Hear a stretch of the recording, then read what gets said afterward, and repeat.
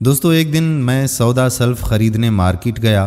گزر ایک پھلوں سے بھری ریڑھی کی طرف سے ہوا جس کی چھت سے ایک بورڈ لٹک رہا تھا جس پہ موٹے موٹے مارکر سے لکھا تھا کہ میری والدہ فالج کی مریضہ ہے، دیکھ بھال کرنے والا کوئی بھی نہیں ہے، اس لیے آپ میں سے جس کو بھی پھل خریدنے ہوں تو اپنی مرضی کے پھل خرید کر پیسے فلاں جگہ رکھ لیں، اور اگر آپ کے پاس پیسے نہ ہوں تو کوئی بات نہیں، میری طرف سے تحفہ سمجھ لیں۔ میں یہ پڑھ کر حیران ہوا کہ ایسے لوگ بھی کیا اس دنیا میں پائے جاتے ہیں۔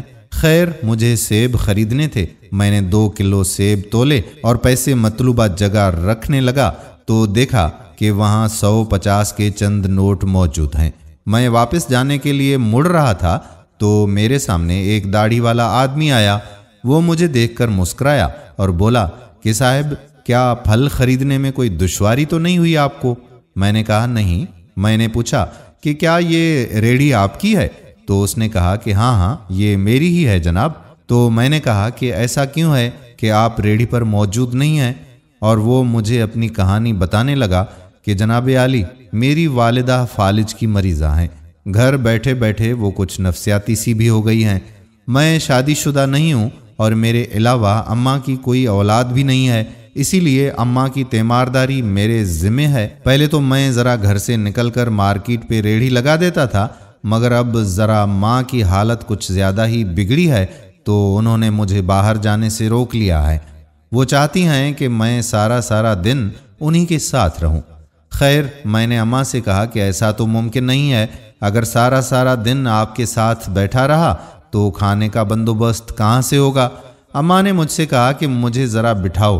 میں نے تکیے کے سہارے سے اماں کو بٹھایا اور انہوں نے اپنے ہاتھ دعا کے لیے اٹھائے اور نہ جانے کیا کیا دعائیں مانگتی چلی گئی۔ جب وہ دعا سے فارغ ہوئی تو مجھے بولی کہ جاؤ تم مارکیٹ میں ریڑھی لگا کر آ جایا کرو۔ میں نے کہا کہ اماں کیسی باتیں کرتی ہو، آج کل ایمانداری ہے کہاں؟ خالی دکان دیکھ کر لوگ تو سارا مال لوٹ لیتے ہیں اور بنا مالک کے دکان میں آئے گا ہی کون؟ اماں مجھ سے بولی کہ جتنا کہا ہے بس تم وہ کرو۔ خیر، میں نے ایک دن ایسا ہی کیا۔ اب معمول کے مطابق فجر کے بعد ریڑھی مارکیٹ میں چھوڑ آتا ہوں اور عصر کے وقت واپس لینے جاتا ہوں۔ یقین کریں کہ مجھے اتنا فائدہ ہوتا ہے کہ جس کی کوئی حد ہی نہیں۔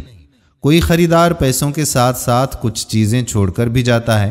مثال کے طور پر پچھلے دنوں کوئی اماں کے لیے پھول رکھ کر گیا اور ایک بچی کل بریانی رکھ کر گئی اور ساتھ ہی ایک کارڈ بھی چھوڑا جس پر لکھا تھا کہ یہ بریانی اماں کے لیے۔ ایک روز ڈاکٹر کا گزر ہوا تو وہ اپنا کارڈ چھوڑ کر گیا۔ کوئی شادی شدہ جوڑا خریداری کرنے گیا تھا، واپسی پر فروٹ خریدنے کے بعد ایک جوڑا اماں کے لیے بھی چھوڑ کر گئے۔ ایک بار کوئی حاجی صاحب حج سے واپس آیا تو ایک جائے نماز، تسبیح، آب زمزم کی بوتل اور چند عجوہ کھجوریں چھوڑ گیا۔ اماں کی دعاؤں کی برکت سے اللہ کی رحمتوں کی برسات اس دن سے ہم پر ہو رہی ہے۔ سبحان اللہ۔ ناظرین، یہ اللہ پر بھروسہ اور والدین کی اولاد کے حق میں مانگی ہوئی دعا کا منہ بولتا ثبوت ہے۔ والدین کی دعا اولاد کے حق میں اللہ تعالیٰ جلد قبول فرما لیتا ہے، اور جب انسان اللہ پر بھروسہ کر کے اسے اپنا محافظ بنا لیتا ہے تو اللہ کی حفاظت ہر وقت اس کے ساتھ ہوتی ہے اور وہ ہر قسم کے نقصان سے بھی بچ جاتا ہے، کیونکہ اللہ سے بہتر حفاظت کرنے والا کوئی بھی نہیں۔ امید کرتے ہیں کہ ہماری آج کی یہ ویڈیو آپ کو ضرور پسند آئی ہوگی اور اپنے دوستوں کے ساتھ شیئر بھی کریں گے۔ آنے والی ویڈیو تک آپ کا اپنا میزبان قادر بخش کلہوڑو آپ سے اجازت چاہتا ہے۔ اپنی خصوصی دعاؤں میں یاد رکھیے گا۔ اللہ حافظ۔